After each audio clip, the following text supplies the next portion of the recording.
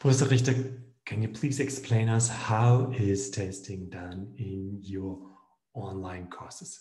Yeah, just take a look back here. You can see this photo is taken in the university in February this year, and you can see they have a book there on the table. They have their cell phone. They have their Ausweis here, Personalausweis, so the personal document, and let me check. Yes, identity card, right? Yes, and you can see you have all of them have their own electronic device, their own electronic PC or laptop. Some of them have also two laptops because they are afraid that one of their laptops will not work anymore. Anyway, this is an open source. This is an open source exam. That means you can use everything. The only thing you are not allowed to do is to collaborate with each other, because I will give you only the grade for the work that you have done. So if I find out that you work together, then you out of the game. Okay, let's take a look now at the mock exam. So this is very important that you see how it works, and we will at the end of the semester have the time to work on this mock exam online, or if we can also then in a lecture hall. So you will download this this paper, not this paper, but you will download a case, and I show you very quick. So you already know these are the questions. You bring this document you bring into the exam, because this is the system how I'm working. You will bring always the material with you, the template, you prepared it very good, and you will get then, and this is very important, you will get only the case. The case and all the questions, the 8 questions they are given, you know you have to work on this case. And for example, here is the case 1.4. It's the Union Carbide Corporation gas plant disaster at Bhopal. It's a case that is very, very, very cruel, but because a lot of people died here. And you can see here the German part and the English written part on the left side. And yeah, what happened here in the case? In this case, the Union Carbide Corporation, UCC, had been one of the largest chemical and industrial companies in the world. And they're operating in dozens of countries. So it's really a global player, right? And the UCC subsidiary in India, it's called UCIL. So the I, for example, it's because it's Indian, had grown to 14 plants. So they have a lot of plants there, and they employed 9,000 Indian citizens, and they're manufacturing away. What are they doing? A variety of products, chemicals, plastics, batteries, fertilizers, and pesticides, and so on, right? And what's also interesting, it's that they were incorporated under the laws of India. And this means that 51% of the stocks was owned by UCC, so by the American company. And let me go, because all these things are very important for the question we have later to solve. And the balance by approximately 23,500 Indian citizens. So they have some Indian citizens. They have some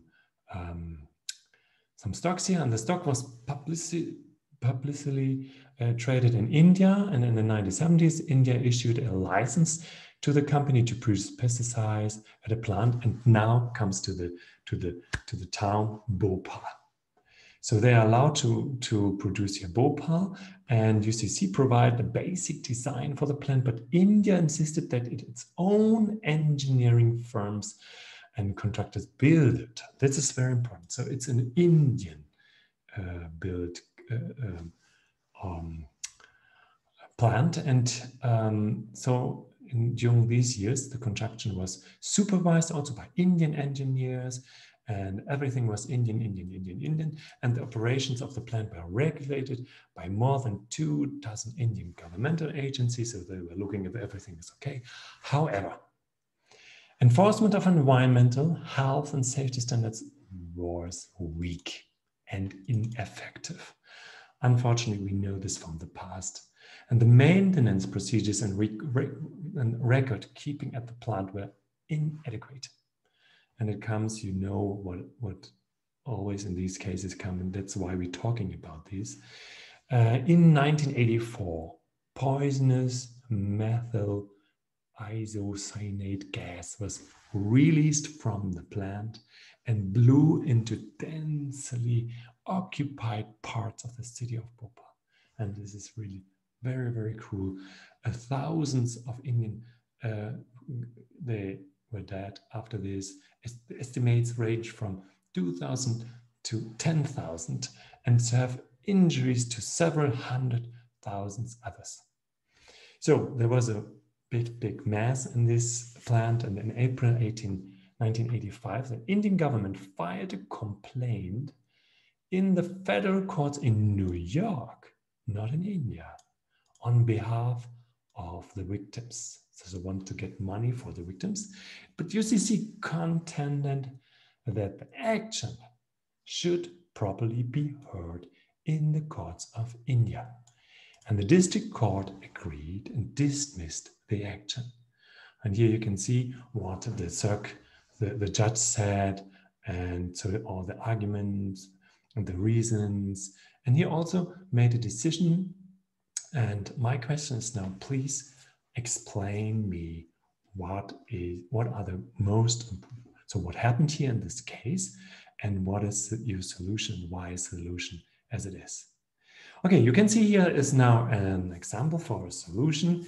Of course, the question number 1, please don't forget, this is in this semester we have not 2 points, we have 1 point, so you needed to add more, right?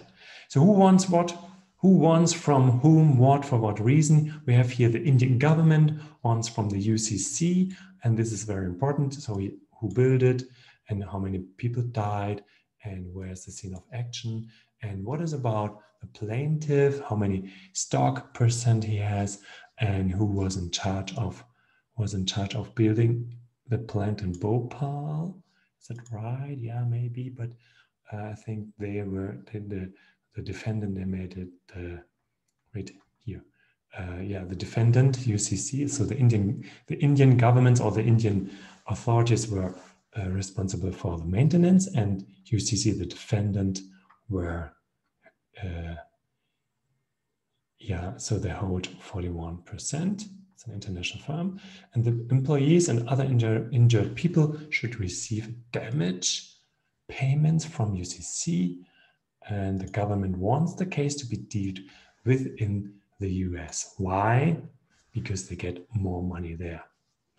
While UCC wants it to be dealt with in India. So this case is where in the beginning of this book, and in the beginning we are talking about the procedures and formal things, and the first steps you have always to ask in a case, in an international business case, is always which law has to be is applicable. So the applicable law but let me go back. Now, the first thing is always you have to find out, is this international law or only national law? So this is the first step. The second step is in which country happened this case, or is this case running? For example, the US, but I would also add India, but of course, yes, the complaint, they filed the lawsuit, they filed it in United States. Okay, if you understand this in this way, it's okay. Where's the court of the country? So where's this case? Where's the lawsuit filed? You can see it here in the beginning.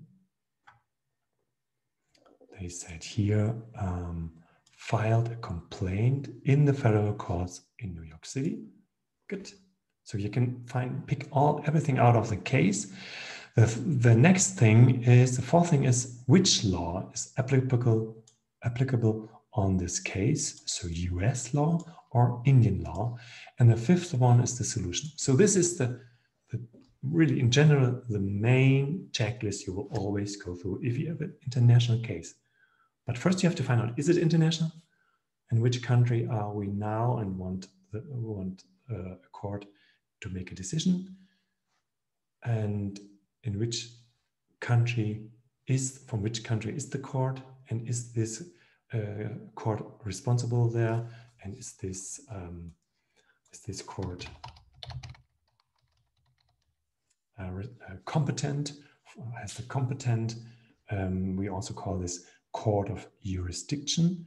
And then even if the US court is competent for this, has the jurisdiction, sometimes a court has to follow foreign laws, right? So we have to always also make a decision which law, Indian law or US law, and then solution. You can find here, they always give the first feeling, right? The case was dismissed on the basis of form non-convenience. This is a very special term, and the form of non-convenience means that this place has not the competence. An Indian court should rule this thing, right? Should make a decision. So this form of non-convenient means that a court is not competent. Okay, good. In this mock exam, and you will also write it down, please give me always an overview about all the terms. You can find here only 5 terms because last semester they only had to give me 5, but this semester you have to give me 10. For example, they just start with international law, the forum, the poisonous method, gas, what they want to pay damages and kept damages. Okay, and here you can see in this exam how this student worked on this. He gave me first the term, has a definition, a body of rules established by customs. These definitions are always the same and they are neutral. So international law is a body of rules and it's established by custom or by international treaties, and it's recognized by nations and is binding in their relations with each other. And the case relation is now that we have a plant is located in India and the headquarters is in the United States. Therefore, the question is which law is applicable and how can we find out which law is applicable? The legal consequences, we have to ask the international rules, the law rules. The international law is always applied when international business is conducted. In the present case is the special category of foreign direct investment. And so can you see here we have the cliffhanger. This words leads to the next term. I love this, right? If you say the next term here, what is foreign direct investment? So if you invest in another place, but then we have a question of a forum, and in this case, there was something with gas, and they want pay damages and need to be paid, but sometimes it's limited, and so on. In the third question, you should tell me something about the types of rules. We have here source of international law, a clause, then sometimes also some precedent cases. So very important cases. They are also they are like rules, right? This is because of the case law we have in some parts of the world.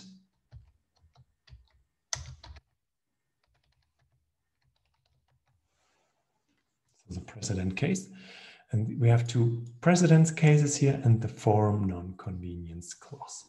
You give me always a definition, you give me the case relation and the legal consequence of these, and also the outcomings of the cases. And in your case, please give me a little bit more. Next point, next question is about the person, the authorities in the courts. For example, here we have plaintiff, defendant, court, Indian citizens, and only American employee at the company. You give me please always a definition. The plaintiff is always the party who initiates the lawsuit before a court. And here it's the Indian government, and they had the right to sue the defendant because some of their people died here and they should present strong evidence. Yeah, so they should have evidence who was in charge of these plants. And the legal consequences, they sue the defendant for damages for exposure to the gas. We have then the defendant, we have courts, we have Indian citizens, and some American employees. And the next part, we have the numbers. So the share of stocks, the number of Indian citizens who work in the UCC, the victims, the recovery, and the compensation they really paid.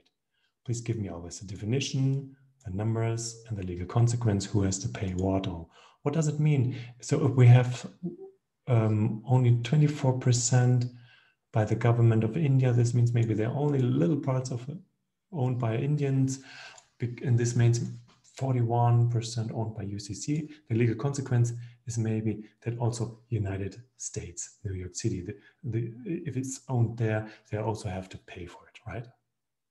And we have Indians that work there, the people, the victims, and compensation they want. And the number 6, give me please always, I call it a systematic solution sketch or an instruction manual. So the first thing is, where did the accident occur? Because it's very important for the competence of the court and which law is applicable. Where are the parties from? Is there a form selection clause in the contract? Are there relevant connections to the United States? Is the form in the US convenient, and so on?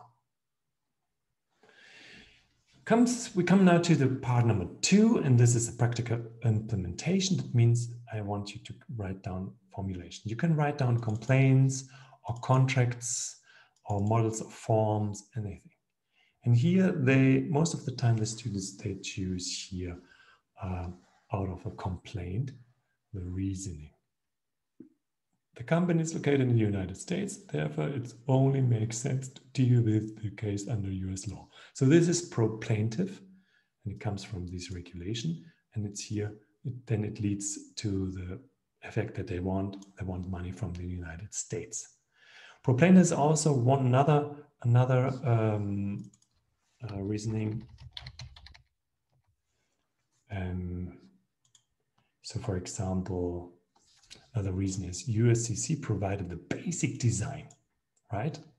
And if it's the basic design, they also then have to find out where's the mistake, where was the gas coming out of the plant. If you go now to the other part, pro-defendant, they say the opposite. Based on the doctrine of form non-convenience in New York City, they say the case should be heard in the country that has the greatest interest in resolving it, and where it is most convenient, with which for the case on hand means it should be heard before an Indian court. Where are these formulations coming? They are coming right out of the case. Please pick them out of the case, or you find something better, then you take this, the same regulations, and of course this leads us to the forum in India. Okay, we have another one. The second formulation is changes to the design of the plant were made by Indians, as well as the realization was entirely done by Indians. In addition, that no American employee was working on site when the accident occurred, so it has an Indian taste, and this means it should be heard in India. Good. This was a mock exam, and I showed you now how you write down, and you have to find more. Here are only always 5 solutions. Find please more. And yeah, I think now we have an answer to how is testing done. If you have any further questions, please ask me later on in the meeting.